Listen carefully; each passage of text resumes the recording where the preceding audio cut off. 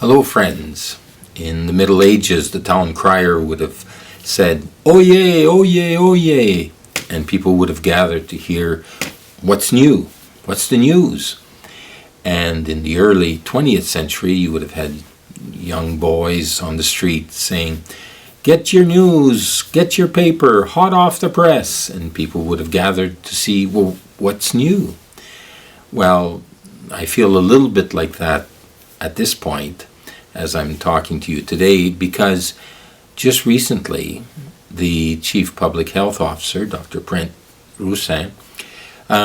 announced that as of this Friday, the 22nd of May, what had been the limitation of 10 people gathering in any public gathering, now the situation is such that he feels that we can gather in larger numbers. So within a space, a building, a church, up to 25 people.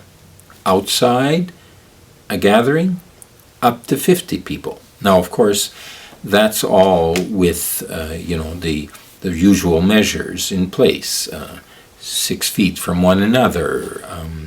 If you have symptoms or flu-like symptoms, you don't go. Sanitizing the pews and the doorknobs, all of that. So, yes, but it is something new. and a lot of people, all of us, have been waiting for this.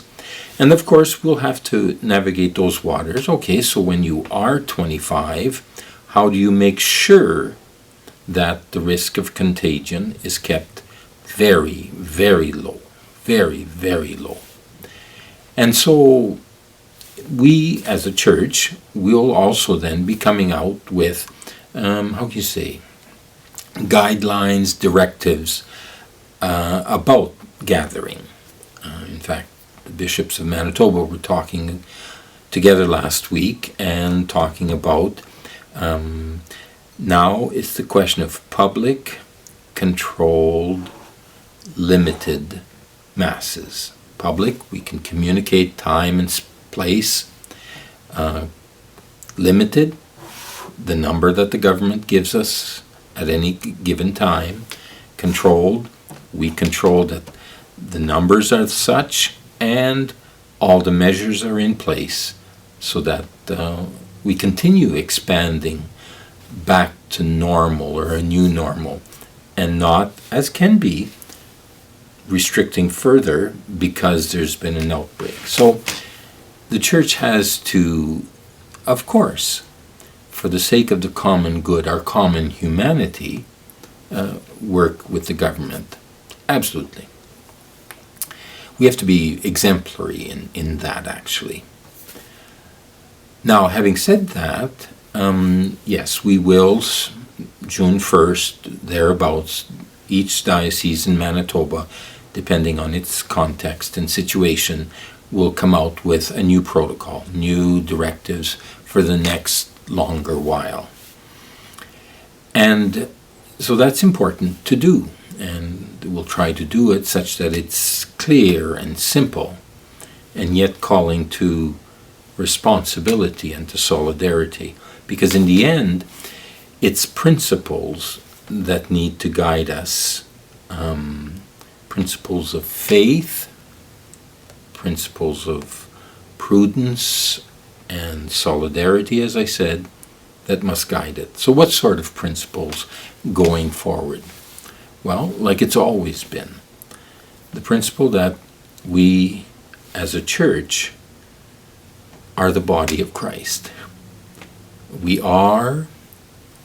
grow into being who we are to be together by gathering, by celebrating. Absolutely. A little while ago, Pope Francis had a whole reflection on the dangers of being people who think that because we can see it on TV or on a screen and receive the message virtually, even a powerful message powerfully delivered, that then it's the same thing as gathering at the church. Absolutely not. It's what you must do until you can once again be the body of Christ and grow as the body of Christ together. We're a sacramental people. And so the hunger for participation in the Eucharist, for reception of communion is really, really strong out there. And so we have to, as a church, and when I say church, I'm talking bishops and priests and lay people, I'm talking in parishes, pastor and parish council.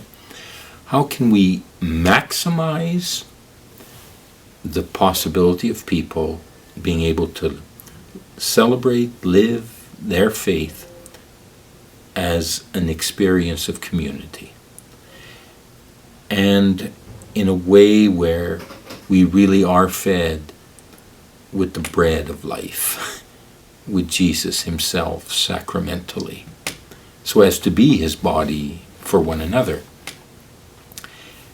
And holding that, and then holding our common humanity, our common good, then maximizing all that we can do to assure the lowest possible level, if in fact no contagion at all, and do so responsibly together.